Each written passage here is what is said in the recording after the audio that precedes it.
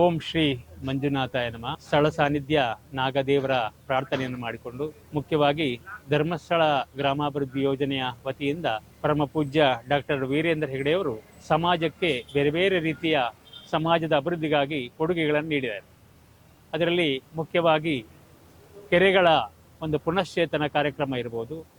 ಮುಖ್ಯವಾಗಿ ಈ ಕೆರೆಗಳ ಪುನಶ್ಚೇತನ ಕಾರ್ಯಕ್ರಮ ಯಾಕೆ ಮಾಡ್ತಿದ್ದಾರೆ ಅಂತ ಹೇಳಿದರೆ, ನಮ್ಮ ರಾಜ್ಯದಲ್ಲಿ ಭೀಕರ ಬರಗಾಲ ಬಂದಂತಹ ಸಂದರ್ಭದಲ್ಲಿ ಕುಡಿಯುವ ನೀರಿನ ವ್ಯವಸ್ಥೆಗಾಗಿ ಈ ಒಂದು ಕೆರೆಗಳ ಪುನಶ್ಚೇತನ ಕಾರ್ಯಕ್ರಮವನ್ನು ಮಾಡಿದರು. ನಮ್ಮ ರಾಜ್ಯದ ಎಲ್ಲ ಜಿಲ್ಲೆಗಳಲ್ಲಿ ಈ ಕಾರ್ಯಕ್ರಮವನ್ನು ಮಾಡಿಕೊಂಡಿದ್ದು ಈಗಾಗಲೇ 996 ಕೆರೆಗಳ ರಚನೆಯನ್ನು ಮಾಡಿದ್ದಾರೆ.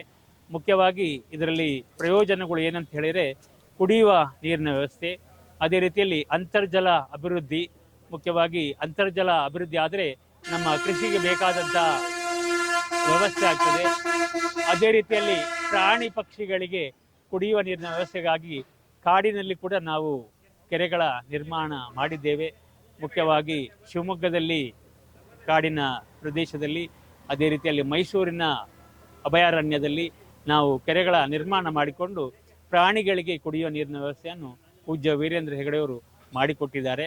ಅದೇ ರೀತಿಯಲ್ಲಿ ನಮ್ಮ ಕಾರ್ಕಳದ ಈ ನಾಗರಬಾವಿಯಲ್ಲಿ ಕೂಡ ಇಲ್ಲಿಯ ಒಂದು ಕೆರೆಯನ್ನು ಪುನಶ್ಚೇತನ ಮಾಡುವಂಥ ಕಾರ್ಯವನ್ನು ನಾವು ಕೈಗೊಂಡಿದ್ದೇವೆ.